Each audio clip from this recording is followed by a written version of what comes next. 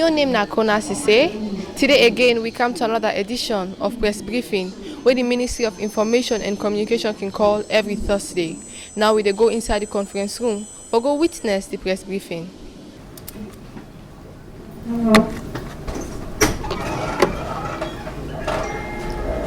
Thank you very much. Amen. Amen. On this note, I'll now invite the Honorable Deputy Minister of Information and Communication to bring us the update for the week and introduce our speakers for today. Thank you very much, Mr. Ture, and good afternoon, honorable ministers present here. Good afternoon,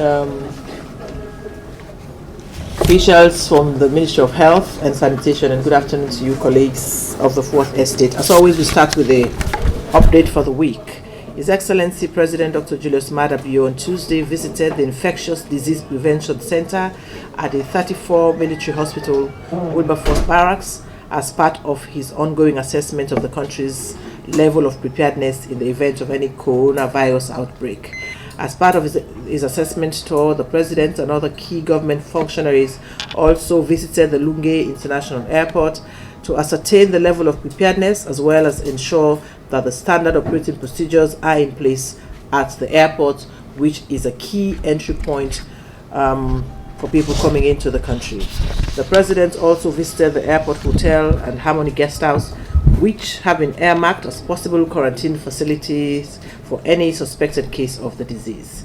During a brief chat with staff of the airport, hotel staff, as well as medical officials in Lunge, President Bio commended them for the good job that they continue to render to the people of Sierra Leone, whilst encouraging them to be more vigilant while executing their duties, especially now that the world is grappling with the coronavirus.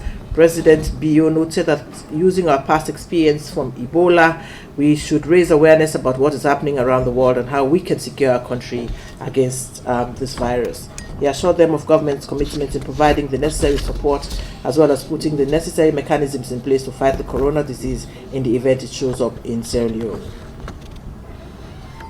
The Ministry of Environment, supported by the African Union, the government of Sierra Leone and its partners, on Tuesday, 3rd March 2020, commemorated the 2020 edition of the African Environment and Wangari Maathai Day on the theme, Our Resources, Our Future. Hosted in Sierra Leone for the very first time, the aim of this event was to raise awareness of the pressing environmental challenges, including deforestation, climate, flooding, pollution, etc. The celebration of this day also draws attention to the enormous opportunities that Africa has in the sustainable management of its natural resources. Sierra Leone joined other nations the world over to celebrate International Women's Day on March 8. The theme for this year's celebration is I Am Generation Equality, Realizing Women's Rights. International Women's Day is a global day celebrating the social, economic, cultural, and political achievements of women. The day also marks a call to action for accelerating women's equality. The Office of the President is therefore declared Monday, 9th March 2020 as a public holiday throughout the country.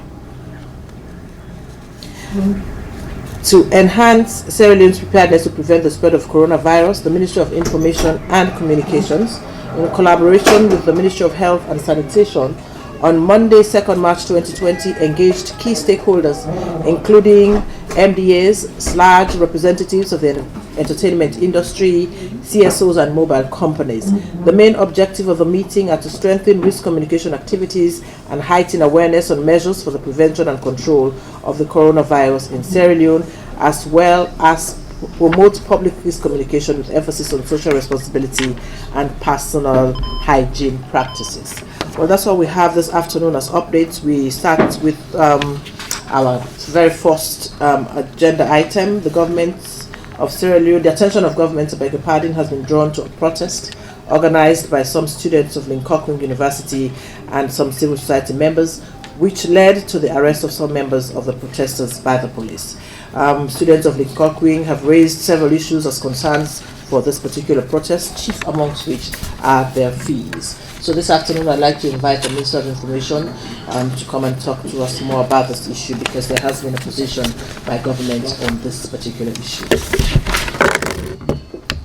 Distinguished ladies and gentlemen, good afternoon. It's quite a pleasure to again welcome you to this regular Thursday press briefing. It's always an honor to have you all around here, and I know everybody looks forward to the exciting 1 hour, 2 hours we spend together on Thursdays. So today, we want to bring an end to a long-running discussion relating to the Limkokwing University. In the last several months, students of that institution have had issues relating to payment of fees. It is interesting to note that this government, since taking over, has paid a whopping sum of 23 billion and more to this university as payment of arrears, for Sierra Leonean students attending that university. First off, we note this was a very bad agreement entered into by the then Ministry of Education on behalf of the government of Sierra Leone. This memorandum of understanding never went through cabinet. It never had parliamentary ratification, but it went ahead to commit students that for degree students, government of Sierra Leone committed to pay $3,000 every year, and that at least they should pay for 1,200 students every year. There is no indication that interviews were ever conducted to select those students who were so choosing to attend that privileged higher institution of learning. The fees is $3,000 per year per degree student, $2,500 for those offering diploma and other courses. This incidentally means if government, like in a few instances, you have less than 1,200 government-sponsored students, you still have to pay for that. So, just to the end of this year, we paid over 23 billion leones to offset the fees for those students. Already, a heartless administration would simply have liquidated this agreement because it had no basis, never went through cabinet, never had parliamentary approval. This was a very bilateral, if you like, agreement entered into with all these sweetheart deals. You are talking about a situation which says Limkokwing University should give for every 10 scholarships the government of Sierra Leone gives, they should also give for every 1,000 scholarships. For every 100 scholarships, they should give 10. There is no evidence whatsoever since the commencement of this agreement that they have ever honored one of that. They have never honored any of those agreements. The other bit has to do with they have committed in the memorandum of understanding to train 200 public servants every year, right, to offer their technology and to, upskill them. They have never met any of those obligations, amongst others. Of course, the MOU clearly makes provision for free accommodation for 3 of the experts, duty waivers on all imported material relating to the Limkokwing University. Government so far has done what it could do to this point, but we have reached a point where we have to take a decision. It is morally reprehensible that while we continue to pay 3 million leones, 5 million leones in public universities, we are paying $3,000 per student, right? Choosing in very questionable circumstances for eligibility for these scholarships at Limkokwing. So government has reached the decision that we will no longer be blackmailed.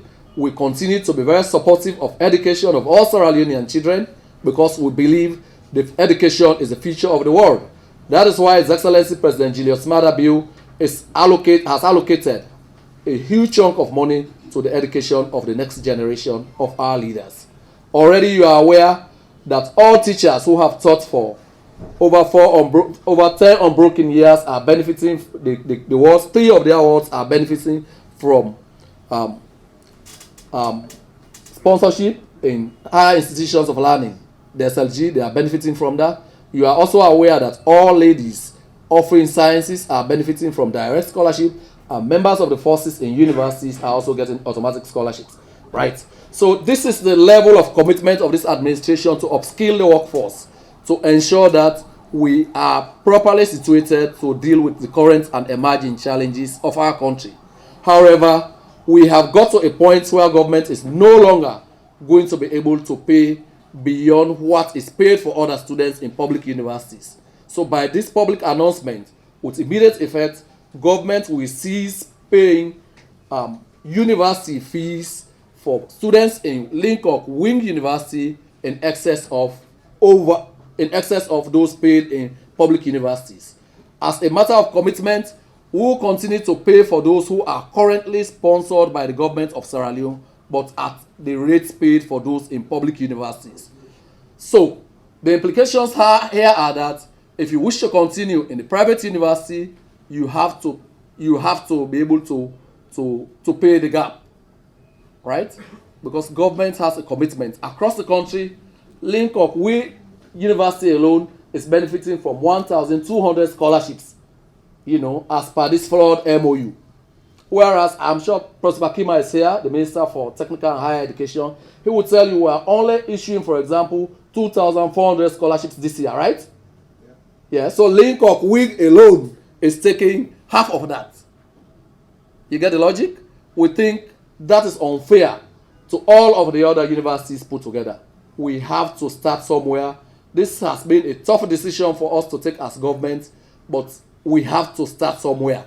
So let me go through this. We remain irrevocably committed to funding higher education as best as we could, where we could, but equity and parity is very important for us. What is good for the goose is good for the gander.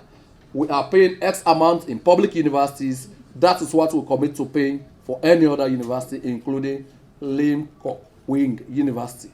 Number two,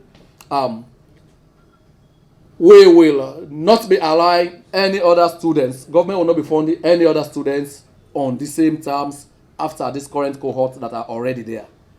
But don't forget, these are Sierra Leoneans, for those who wish to continue. They can still apply for the Sierra Leone government grant in aid. And the minister will take you through that much later, that there is a student loan scheme already knocking on our doors. So every Sierra Leonean kid made to understand is eligible to apply for those. So that's a window of opportunity they have, anybody who wants to go to private university or what have you. But government at this point in time does not consider that the right path to pursue, does not consider that the right thing to do, right? In the interest of fair play, natural justice, parity, and equity. We will continue to sponsor those students that are already there, even on the basis of this very flawed MOU, but at the existing public universities rates, right? I mentioned to you, Limkokwing has not been able to meet their own sides of the bargain. For example, for every 100 scholarships, they were meant to give 10 scholarships. They have not done since inception. There is no evidence they have done. They were also supposed to, there's also no evidence that interviews were ever conducted to determine these 1,200 people. During investigations, they told us the computer that was housing the data got burnt. And this is a technology institution. There is no hard copies of evidence, no nothing. Right? There are a lot more things. So this is a story. The Minister for Technical and Higher Education is here. He will engage you with the rest of the other issues. I can also guarantee you there is a lot happening in the Ministry of Technical and Higher Education. You just listen to him and you will like it. Thank you very much. As to what happened today, I would have preferred a jaw rather than the kind of approach they choose, right? But I'm told they came in conflict with the law, and the law will take its course, because there are preconditions here that before you go out to process, you have to secure a police clearance, right? The essence of the police clearance is to ensure that they are able to police your routes. Other people with other intentions don't join you and obscure the motive of your procession. That was not done, I'm told, and so the organizers came in conflict with the law. That is now in the realm of the police. They will take the necessary actions, but I'm sure without violating the rights of those people who have been so arrested. We will keep you posted as and when we get additional information on that. Thank you very much. All right, thank you very much. Like the minister mentioned, we have Professor Bakima here, and I'm sure at some point he will take some questions. Okay, all right, there has been a slight change. So I'd invite Professor Bakima to please come up and add to what's been already been said by the minister. Thank you very much. Good afternoon, ladies and gentlemen. We are here to talk about Limkokwing. When we came to power and we found the MOU, we went through it carefully. My first decision was to shut the place down. But thinking about Sierra Leoneans being students in that institution, we engaged them on many, many occasions. The people from Malaysia came. The vice president for operations, I think, has been here about 3 times, the lady. We have had talks with them, not once, but many times. We even went as far as asking the president for executive clearance to settle the bills that we had to pay. Remember, the institution we found was in debt about 33 billion leones.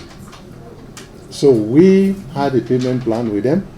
Starting from August 2018 to January 2019, the government paid out 5 billion every month. 5 billion leones every month to Limkokwing. We are sought for that by 1 billion. As recently as the financial secretary went ahead and also did a summary of the payments that we have to do to cover those students who are supposed to graduate in December this year. And there's another cohort of students who should graduate in 2023. The reason we engaged them, partly because Sierra Leonean students were there, and partly because to be able to settle things out amicably. But Limkokwing, whether it is the administration or whether it is Mr. Momo Conte, whatever he's called from some network, democracy, human rights, and so forth, that wrote a letter asking for permission to protest that was not given. They refused to listen. In fact, the latest one, PS, remember, we called them to our office and I told them, admonished them, we have 55,000 students in our government universities who have, the universities have not been paid, delayed subvention, but the universities are continuing to teach. I told them, please go back and allow the government students to register. We will pay. We are a government. This is a country. The country is not running away. The government is not running away. They refuse to listen. Meanwhile, they are teaching the private students. So the case here is, why are you sabotaging the government for not honoring something that we never accepted? When you choose to go to a private school, it's your choice. Let me go back again. Higher education is not free anywhere in the world at all. Its government is trying to help the students, our citizens in this country, to be educated. I went to a private school in the US. I chose to go there because of many reasons. So if you decide to go to a private school, you don't come back to government. But that decision that was taken, 1,200 students every year, and you pay $3,000 for a bachelor's degree, and you pay $2,500 for a diploma. And the diploma is 3 years. I hope you are calculating. I hope the numbers are matching. The degree is 5 years. The degree is 4 or 5 years. Why is this happening? So Limkokwing refused to listen to us for many reasons. I don't know why. But we have gone a lot far. Recently, the financial secretary again went over and developed a payment plan. We told them we have this. The physical nature of the country is not very good. If we cannot pay salaries, if we cannot pay for our own university students, then why are we paying $3,000 a year to a foreign university? Let me say private. UNIMAC has advocated for a very long time to get grant in aid. Even under the last regime, was not given. So I want to ask you, which one is more foreign, UNIMAC or Limkokwing? Because UNIMAC is headed by Sierra Leoneans. The lecturers are Sierra Leoneans. The students are Sierra Leoneans. Their parents pay taxes. Limkokwing is headed by non-Sierra Leoneans. Very few of our teachers are Sierra Leoneans. They are supposed to have about 80% of Sierra Leoneans working there.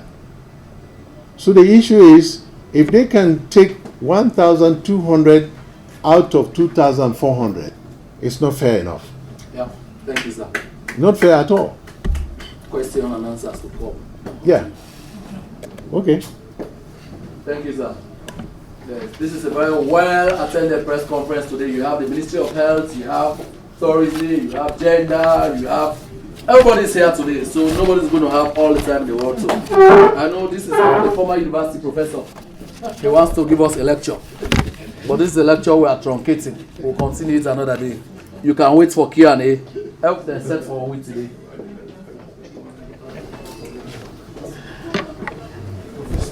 All right, thank you very much, Professor Bakima.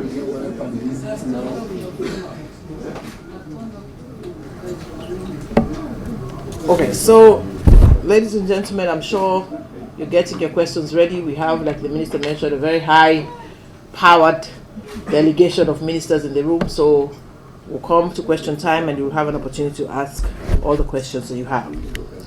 Sierra Leone stands united with other nations around the world to address the global challenge related to the coronavirus disease. As you may be aware, on Tuesday, His Excellency the President and a team visited the 34 military hospital and the Lunge International Airport to check on the level of preparedness, of the country in case Corona hits us. We cannot afford to sit and wait until the virus gets here before we get into action. As a matter of fact, the Ministry of Information has constituted a committee so that we can continue with heightened sensitization so that the public gets to know what to do in the event there's an outbreak of the virus in Sierra Leone. As we speak, there has not been any, but of course we have in our midst people who will talk to us about where we are, the state of preparedness, and of course what they're doing on their side to address whatever issue that may come up as regards coronavirus disease. So this afternoon we have Colonel Sivali from the 34 Military Hospital, and I'll invite him now. We also have Dr. Vandi. He will join Colonel afterwards, but Dr. Colonel, please.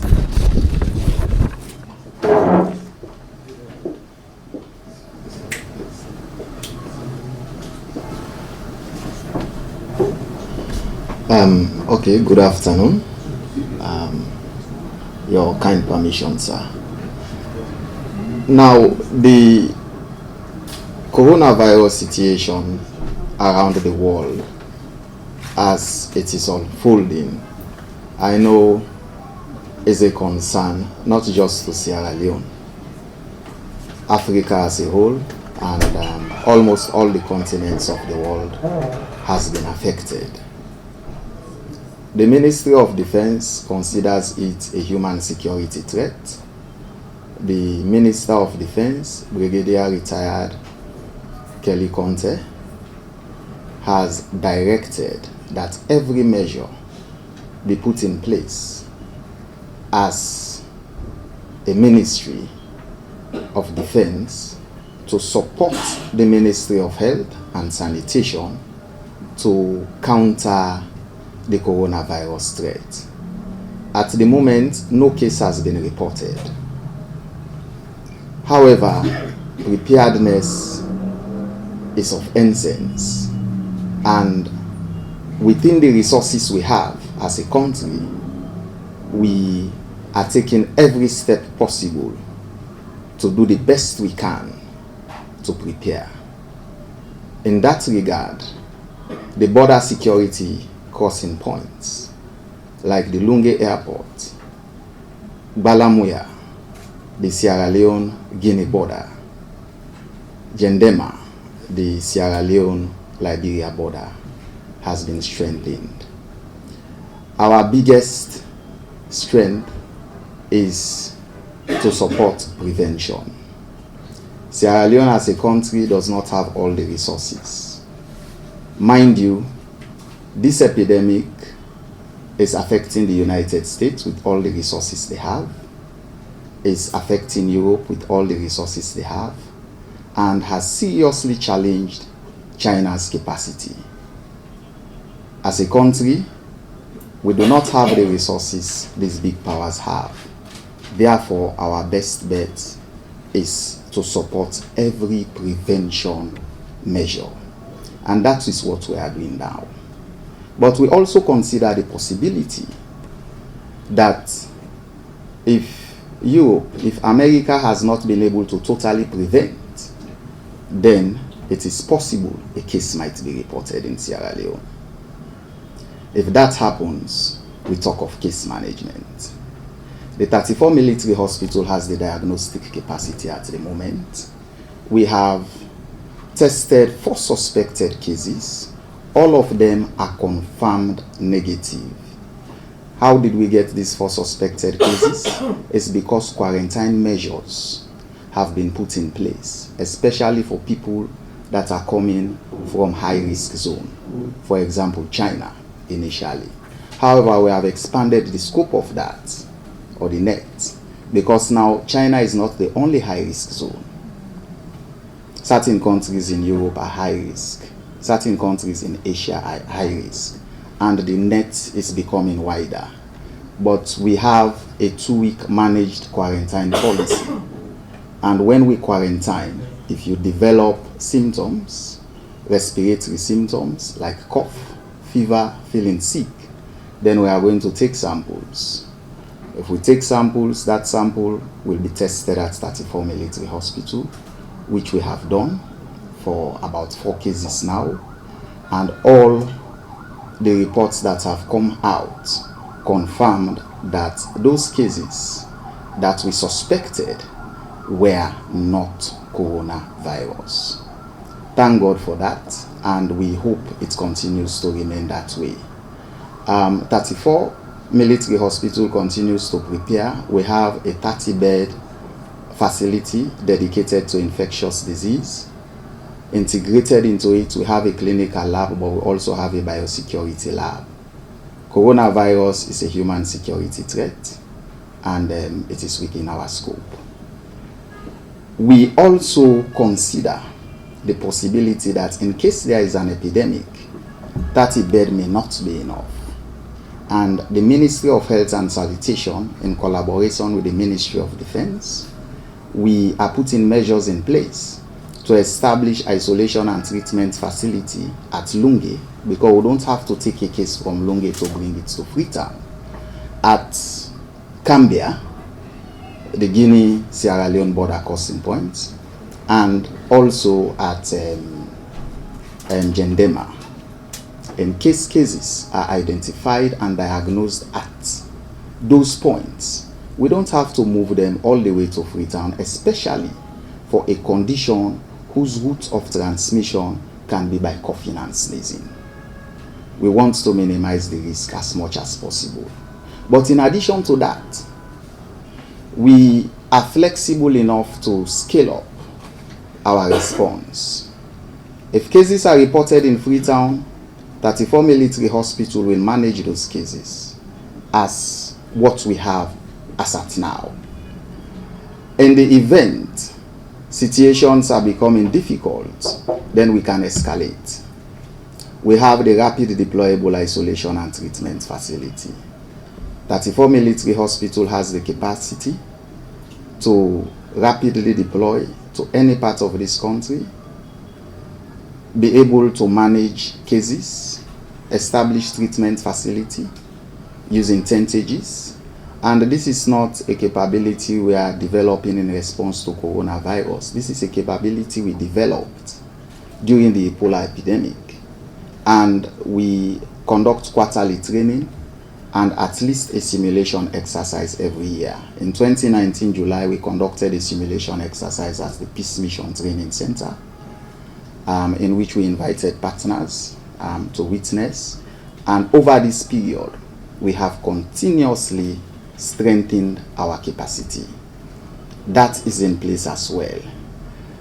The biggest threat we have at the moment is panic and public anxiety.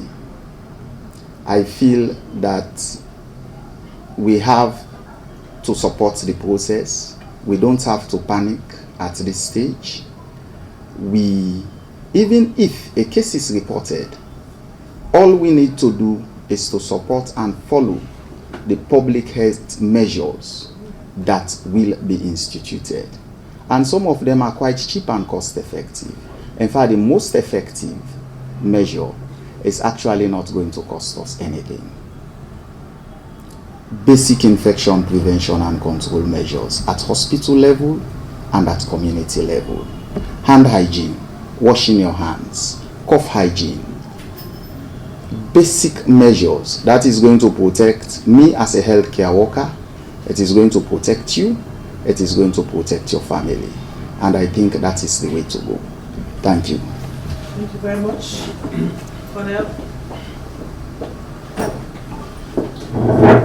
Thank you very much for that update. Let me quickly remind all of us that this press conference is on live on SLBC, and also it's been streamed live on Facebook. We continue. I'd like to invite Dr. Vandi. He's here from the Ministry of Health. They have also been working together with partners in addressing some of the issues that keep coming up, especially the ones that has to do with awareness raising. They're actually partnering with the Ministry of Information, and like I mentioned, we have formed a committee that involves SLAG, IRN, musicians, civil society organizations, just so that we heighten the awareness raising campaign, especially for this coronavirus. But the Ministry of Health also has been doing their own bit, so I'd like to invite Dr. Vandi to quickly come up and tell us what's been done on the side of the Ministry of Health. Okay, good afternoon. I will just take it from where my colleague stopped, because he has almost mentioned most of the things I would have said. Just to take it to speed, we have agreed to expand the quarantine to 3 other countries. But before we do that, we need to have the space. Initially, when we started the quarantine measures, most of our development partners were not supporting us. They said it's expensive and we may not be able to sustain it. It could be ineffective. But we have proven otherwise. Most of the suspected cases that samples have been collected from were from the quarantine home.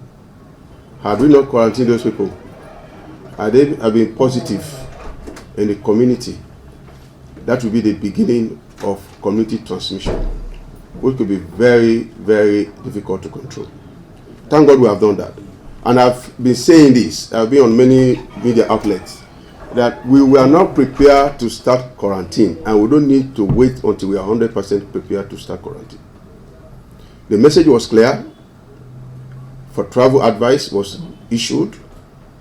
Don't travel to any country that has active case transmission except extremely necessary. But if you do, when you come back, we will quarantine you. And when we quarantine you, we will not guarantee you any 5-star treatment because we don't have it. In other countries, they have been very extreme to this. The US is banning any non-citizens who have visited any of the epicenters. For example, for China. China was the one they were referring to at that time. If you are not a citizen of US, you go to China, you are not allowed into that country until you spend 14 days somewhere else. If you are a citizen, you will be mandatorily quarantined at the military base. And it is not US is not unique in that. In Australia, you are quarantined mandatorily at the Christmas Island. where would-be immigrants are kept. And we all know that is not a 5-star hotel. So people will be complaining, oh, you don't have this, you don't have that, why are you quarantining? We are doing that for the good of all. To inconvenience you for 14 days, for the benefit of 7.5 million people, I think there's some logic in that. So we'll continue that. Now we are expanding the number of countries that we are going to include into that. Of course, we are not going to name them here now. We have agreed. The Minister of Foreign Affairs have to communicate that to the respective countries, and then we have to enforce that quarantine. But before we do that, we don't want to surprise someone. Arrive at the airport, and we say we are going to, maybe you are coming for 4 days workshop or seminar, and then we say we are going to quarantine you for 14 days. That could be unfair. But we are now going to inform them before coming. Maybe we'll give them a grace period of 3 days or so. But meanwhile, anyone who comes from those countries we have identified, we have the locator passenger locator card that has information on that passenger. Wherever you are in Freetown or in this country, surveillance officers are assigned to you to monitor you every day until after the 14 days, before the official quarantine kicks in.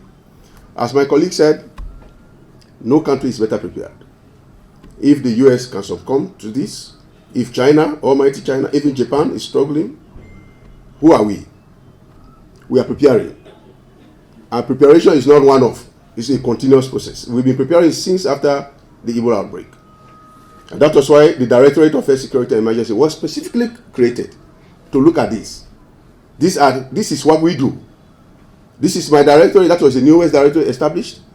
I was the one who organized response to Ebola when I was the DMO in Kenema, and I controlled the epidemic in record time without resources from national level or even from international community. By the time resources came, we have already controlled the virus. And I'm sure we are going to control again. We have been giving you assurances that we are on top of the situation, but people don't believe. We have a lot of doubting Thomases in this country. Even when beyond reasonable doubt, they still continue to doubt. So we are used to that. We are doing our level best to ensure that the virus does not come in. It is closed now. It is knocking at our door, literally. We have one in Senegal. We have a case now in Senegal. Okay, in Nigeria and Senegal. But luckily, these two positive cases are not community transmission. These are people who came in.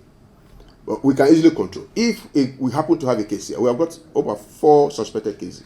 As I'm speaking to you, we are collecting a sample for another passenger we isolated yesterday for coming from Nigeria. Although it does not even fit the case definition, that is a demonstration of how sensitive our surveillance team has become.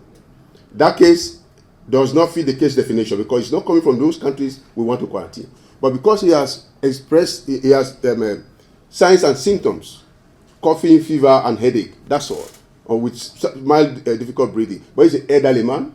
But since he's coming from Nigeria and Nigeria has a positive case, our guy said, no, we have to keep you somewhere and check you. And they have done that. Our team have just crossed to Longate to collect sample from that way. We are sure it's negative. That will be to be negative case. But just they are proactive. So this is how this is the type of system we are putting in place. And we're not only focusing at Lungi. My colleague said that we are at Balamoya and Genema. We are lucky with Balamoya and with Genema because the Liberians are also doing their own bit. They are quarantining people there. 4 of our students from China were quarantined in Liberia. They have gone through the quarantine and have been released. Now they have come, they are in this country. Guinea is not doing well. And we have to focus on Balamoya and across all the porous crossing points we have. We have a very good knowledge of the country. I have worked in all the regions in this country. I have worked in Kwenadugu for 2 years as DMO. I have worked in Kono for 4 years in the hospital. I have worked in Pujem for 2 years. I worked in Kenema for 4 years. So I know about porous crossing points. We have put mechanisms in place to ensure those areas are also manned, even though we don't have point of entry staff that are screening people there. But we have people, there's some sort of checks and supervision is going on there. With the new agreement we have got with the Minister of Information and Communication, we are going to engage. We give them the facts, and they can package it and disseminate it. They have a better way of doing it than we do. We can give you the basic facts, and they can now package it and know how to disseminate it. And we are going to involve also the community. The community is very key in this. In as much as we are strengthening our borders, it is possible for 1 or 2 cases to sneak in. And if that happens, what do? That is where the community have to come in, report any suspected case in your community so that we can monitor. We are also going to engage our community health workers. We have 15,000 community health workers in this country. In every village in this country, there is one community health worker. We are going to engage all of them through the local authorities, through the paramount chief, through the councils. We are going to heighten that. So all that is unfolding at the same time. That is the beauty of this. You don't wait to, you are not only focusing on surveillance or you focus on case management. You focus on everything and you do everything simultaneously because you don't know when a case will show up. So by and large, we are getting prepared. We are getting prepared and we are getting support from our partners. I'm just coming from a meeting with World Bank that they have recognized. At the beginning, they were sitting on the fence. Our partners were sitting on the fence. No, all what we have been doing is being fully supported by the government. Fully supported by the government. The quarantine home, they said, no, we are not going to support quarantine home. Construction of temporary treatment facilities. They say, no, we need to have environmental certification, we need to have all of those documentation that may take 3 months or 6 months to do. And we are in an emergency. So the government has taken the burden to do all what we have been doing. It's now that they have seen the reason they should come on board. I'm just going for a meeting, and after this press conference, I'm going back to that meeting to continue with the World Bank. They have now asked us to put activities in place. Our partners, CDC, WHO, USAID, Public Health England, we are all locked in that meeting, and we should produce that document today, by the end of this, by the close of business today, so that we can fine-tune it on Friday. Before the end of the weekend, this document has to go to Washington for consideration. We have to build our case that we deserve to have support from the World Bank, and they are ready to support us. So that is an indication of how serious we are taking this, and we are sure we'll get over it. Thank you. Thank you very much, Dr. Vandy. Well, I'll not be doing justice to the female ministers in the room if I allow another man to come up and speak. So at this point, Mr. Lamina, I'm sure you understand. All right, so like I mentioned earlier, the 8th of March is International Women's Day, and this year's theme is I Am Generation Equality, Realizing Women's Rights. That's the global theme for this year's celebration. But we also have a local theme, which is Men and Boys are Standing Up for Women and Girls' Rights. This afternoon we have here the Minister of Gender and Children's Affairs, who happens to be here for the very first time. And she will tell us, about her plans for the ministry and, of course, the plans for the celebration of this year's International Women's Day. So, Minister Taiwali, Manti Taiwali. Good afternoon. International Women's Day is on the 8th of March, and Sierra Leone has been celebrating since 1985. This year, the global theme you've already heard is I Am Generation Equality, Realizing Women's Rights. The local theme is Men and Boys are Standing Up for Women and Girls' Rights. The reason for that, we are launching a male involvement strategy to prevent sexual gender-based violence. We have a lot to be proud of as women and the achievements that we've made so far. However, we have high rates of sexual and gender-based violence that continue to rise. And so whilst we're celebrating, we're also looking at how we can prevent sexual and gender-based violence. So the President, the number one gentleman, will be launching the male involvement strategy. Why a male involvement strategy? Data, information has shown us that men are more influenced by other men and boys are more influenced by men. We have statistics from Cali 2001, from Ridgeway 1981. All are speaking of men being more influenced by other men. So the male involvement strategy has been implemented in Uganda and in Somalia to reduce gender-based violence, and they've seen a drastic reduction. So we will be implementing the same. Courtesy and support from DFID, our partners, and UNFPA, we've developed the strategy, and it will be launched on International Women's Day. An immediate rollout will take place from the next day with our partners nationally. So what does the strategy look like? What does it speak of? It is speaking of having men as advocates, men as ambassadors of women's rights and children's rights in the communities, in schools, in different places, so that they stand up for women, so that sexual and gender-based violence can be reduced. How do we want to see this? We want to see men being trained by our partners so that they can be supporters of women's rights. So whilst they're in the community, they will influence other men. Whilst they influence other men, we will start to see a reduction. And that is the crux, the premise of the strategy. As I said before, it's been implemented in Uganda and it's been implemented in Somalia and other countries, and we've seen a reduction. Male involvement strategy within SRH is not a new thing. It's also been used to increase uptake of family planning, and we've seen that. And in other quarters in Sierra Leone, where people have been implementing this to reduce sexual gender-based violence, we've seen in those villages the numbers have been going down. So this is going to be a national strategy and a national implementation. And so I say that this is the beginning of the end. Now that the men are on board, now that the men are joining hands with us, now that the men are going to be our ambassadors and speaking with one voice, and the boys are going to join us, and we're all going to be tackling this thing together, SGBV is going. As we say, paupa, SGBV de don. Thank you very much. That was very short and to the point, and I'm sure if you have further questions, the opportunity will come any time from now to do so. Today we also have here the Minister of Tourism, but before she comes up, I'd like to invite the Minister of Local Government, Mr. Tamba Lamina. As you may be aware, the Ministry of Local Government has been very busy lately, working towards reviewing of the decentralization policy and the Local Government Act. They've also been working to build, local council capacity assessment. They've been involved in doing that as well. Also, they've been putting together guidelines for civil societies, secret societies, I beg your pardon.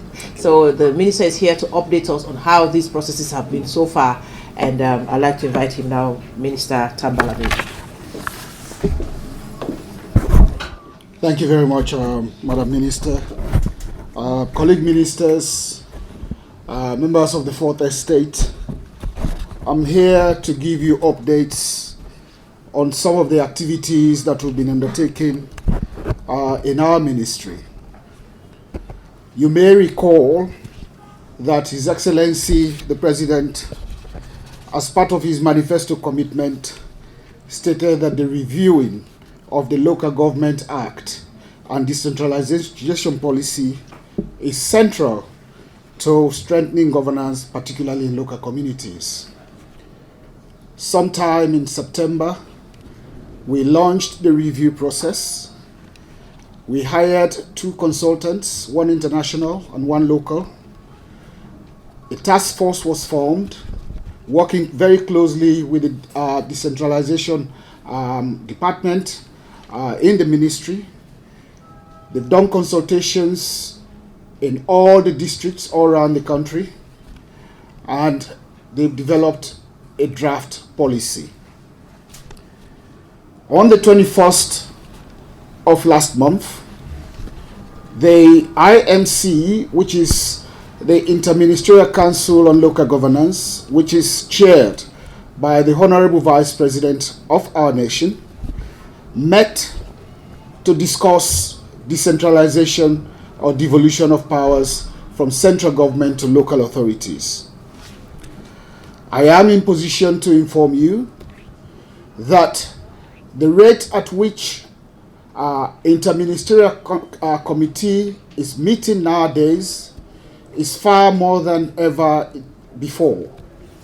And I should say that because the interministerial committee is the highest committee on devolution, and it takes decisions relating to decentralization and devolution of functions to all local authorities. I must say here that in our last meeting, we agreed an agenda to develop a roadmap with specific timelines as relates to the devolution of functions from all ministries. A retreat is planned very shortly, and in that retreat, all ministries having responsibilities for devolution of functions to local authorities will meet alongside LOCASL and also representatives of local councils to discuss and agree the roadmap, especially with regards to implementing the devolution process itself. So, in fulfilling His Excellency's mandate and his commitment to decentralization, the Ministry of Local Government and Rural Development is taking the lead and ensuring that that particular commitment is met. Shortly after the IMC would meet, would then bring the policy to Cabinet Subcommittee, and thereafter Cabinet will meet to discuss the policy and hopefully agree the policy for the nation. The importance of this is that since 2004, when the Local Government Act was passed in this country, and also 2010, when we had the decentralization policy, we have never reviewed the policy. And a lot of time is gone by. 15 years is not a short time. A lot of changes have happened in this nation, especially with regards to there has been increase in councils and also the way we do things, especially with the medium-term development plan now coming into being. I want to assure you all that a lot of progress has been made. Of course, we've had 22 councils. Some powers have been transferred to local councils. There has been some infrastructural developments. There has been, critically, a re-establishment of ownership to the people. Because one of the reasons why we had the Rebel War is that power was heavily centralized in Freetown. Of course, the decentralization itself has had its own challenges. We are very much aware that there have been times when governments have tried to re-centralize power rather than actually decentralize. And also, the experiences in decentralization has informed us that it's not okay. Na kele kele we don't go. But nowadays, with the element of speed and the skills and the commitment of this government to ensuring that power is devolved to our local communities, we move at a very fast pace. Secondly, I want to talk about issues relating to secret societies. There has been a spate of violence, lawlessness, and criminality in the name of secret societies. We have to respect people's human rights. Everyone has the right to decide what you want to do within the confines of the law. Lately, we've had incidents of violence, attack, rape in the name of secret societies. That is completely unacceptable, and it doesn't fall within the remit of what we understand to be secret society operations. Government, towards the tail end of last year, developed a guideline relating to the functioning or operations of secret societies. Of course, we've got two categories. We work very closely as a ministry with the Ministry of Tourism and various other sectors, National Security Council, to develop these guidelines and agree these guidelines. And these guidelines would affect two categories. One secret societies that play openly in cities, towns, and chiefdoms. We're talking about the Odele, the Oje, and things like that. And then we've got the second category of secret societies that operate in secret, namely the Wonde, Poro, Bangbani, and Bondo. The guidelines have been cascaded to all paramount chiefs so that they could have ownership, and also to all secret society leaders around Freetown.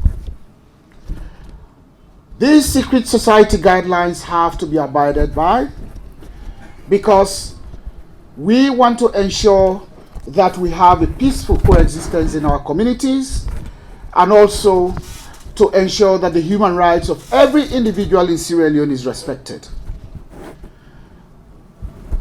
I have a print of the guidelines.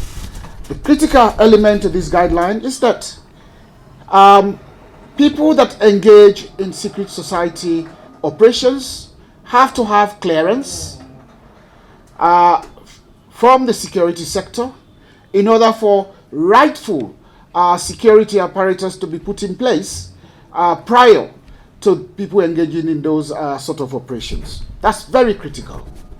And we have to have the buy-in, particularly of our paramount chiefs and all the local leaders, so that the incidents that have occurred this year would not occur again.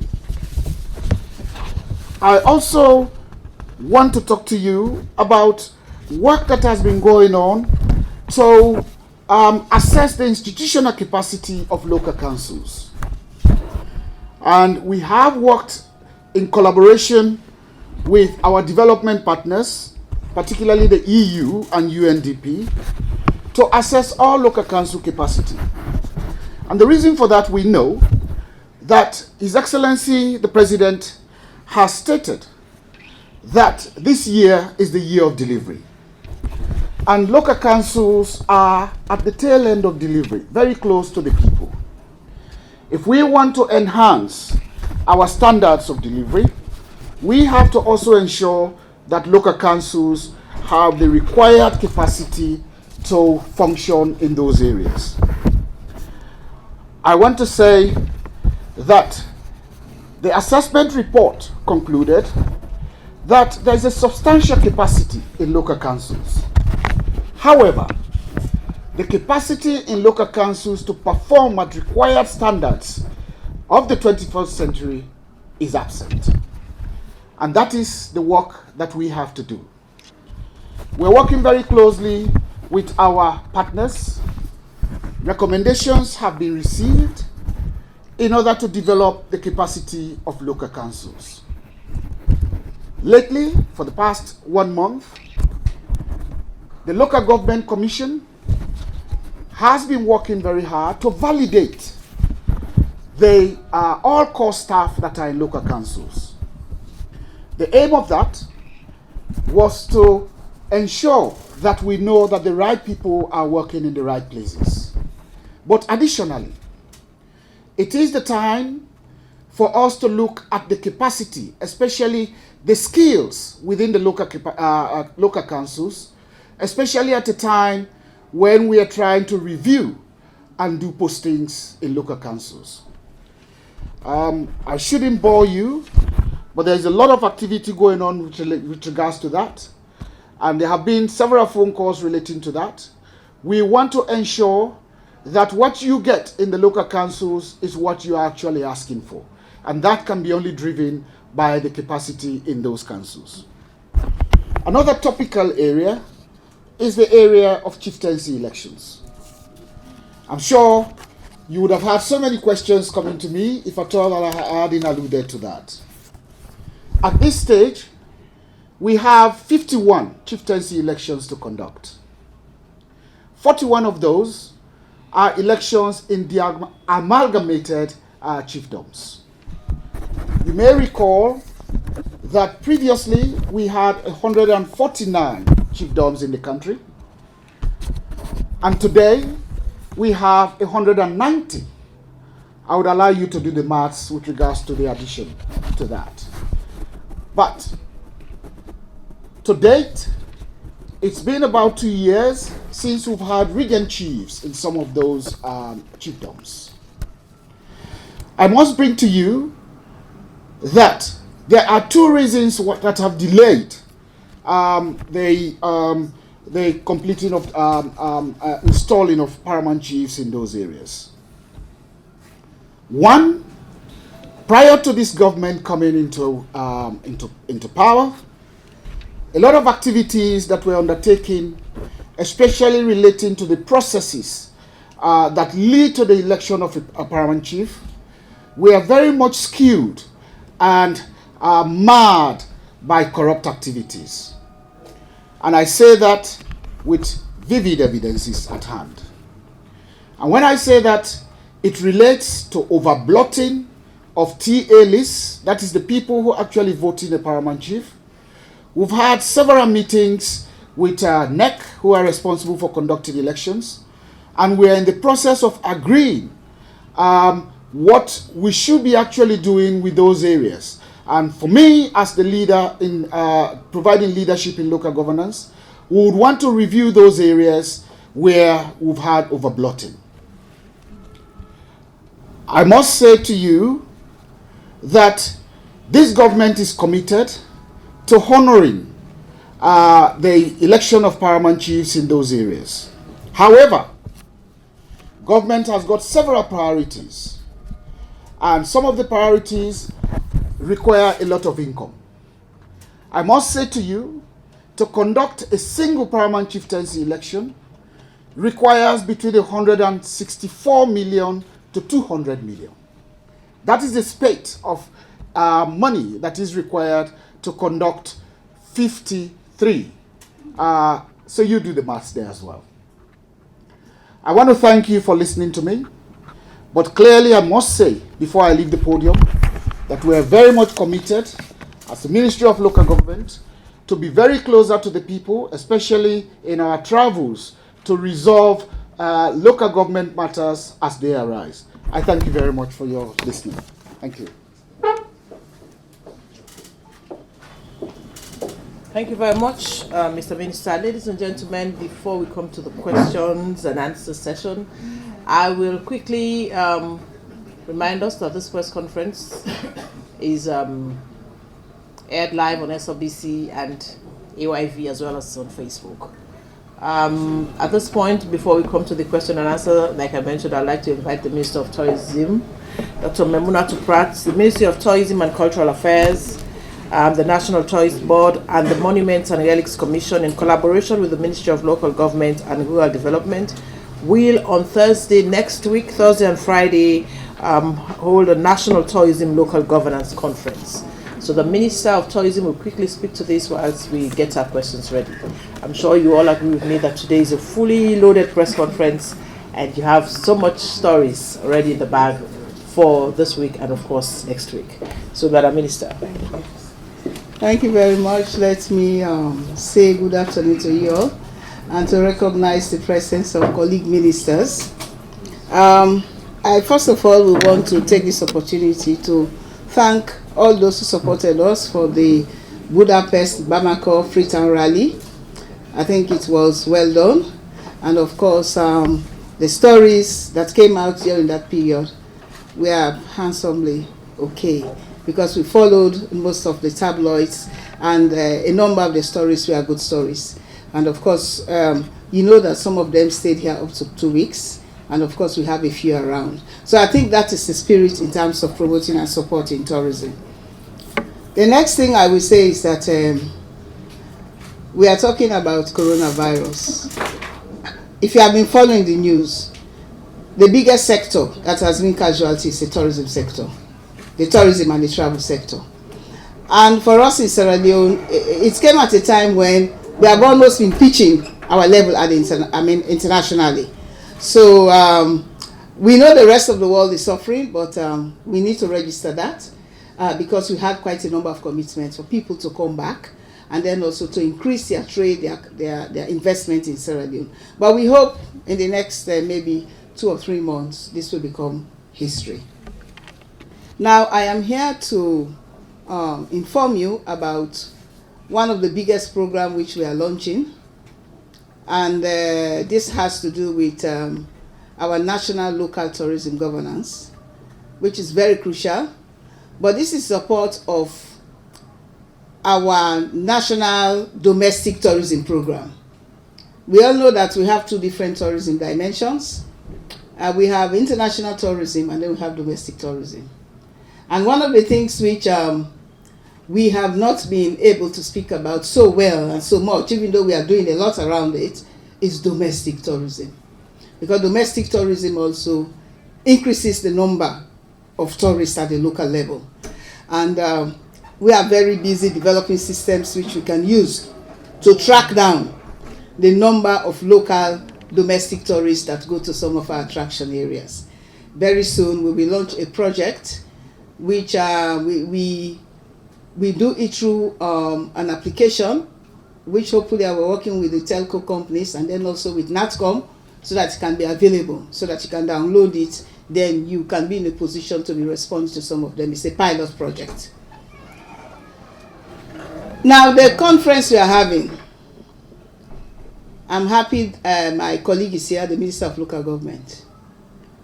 There is no way we are going to continue to build on the assets and attractions and sites in the country if we do not involve local government authorities. Because one thing which is important and clear is that most of the assets and attractions which we have are within their localities. That is one. Secondly, they have a core responsibility of culture promotion, and then also their institution is also cultural. That's another point. And then thirdly, the tourism aspect. We have quite a number of interface with paramount chiefs and then also with other local authorities, especially in rural areas. We normally get tourists that go to these places. And sometimes we have had difficulties. And some of the experiences have not been too good in terms of not creating access, and then also, in the way in which they relate to some of them. So we have seen this as a very critical gap in terms of laying the foundation for an effective national domestic tourism industry. So we are convening this meeting on the 12th and 13th of March, next week, Thursday and Friday, at the Bintuman International Conference Center. We are bringing in all the 190 paramount chiefs. We are bringing in the chief administrators, the chairmen of local councils, and then we are also bringing in the tribal leaders, the ones in the western area, and we are having people from various ministries, which means that we are actually going to have a forum wherein it's going to contain training, it's going to be interaction, it's going to be developing the conversation across the board, and at the end of the day, we are going to develop a blueprint for action, which we are going to use to work with the Ministry of Local Government and then particularly with the paramount chiefs. So this is really very important for us. We'll be looking at different areas because when you take tourism, in as much as it is interdisciplinary, but there are core areas that has to do with its administration. Things like the environment. The environment is very critical. Wildlife. When it comes to island, when it comes to beaches, when it comes to ecotourism, there are many different things. So the ministry is responsible for some of those. Will be making presentations, and then we'll have a way in which we can interact, and then of course deepen the knowledge, increase the awareness, and then at the same time give them an opportunity for us to work together. Now at the end of the conference, we are going to have some group work, and then of course we will have some blueprint for action, wherein we'll be able to have suggestions from them, because we already have done the National Tourism Data Census, which has given us a GIS mapping of what is available in most of those chiefdoms. We undertook that with statistics earlier, so we are going to use that as the basis of the discussion as well. So once we do that, we come out with a blueprint for action. Of course, that is going to form the basis of our domestic tourism strategy, because we cannot do it without them. So once we do that, it also implies that there are many things which will be happening. Activities like probably cultural events that are happening at chiefdom, at district level, intercultural activities. We may want to look at activities like the Durbar of Chiefs, which could be a tourism event. Of course, that's why we are working closely with the Ministry of Local Government. And then also we may want to see how we can give them tourism and hospitality management, because even in those chiefdoms and districts, you have hotels, you have restaurants, you have guest houses. So there is a lot that we need to do with them in order that we can ground the domestic tourism. So what we do at the end is that we're going to give them certificates. We're going to certify them for the 2-day, because we believe that process is going to enhance them and then increase their knowledge, and then also give them the capacity to link themselves to tourism development. So give them certificates, designating them as ambassadors for tourism and peace. And of course, with those certificates, we know we could have paved the way for a proper interaction and then in moving the process forward. I will finally say that the idea that tourism is only external is not right. Tourism is equally domestic and equally important. Now, for instance, many different events have been cancelled. So it tells us that we need to develop the domestic tourism infrastructure.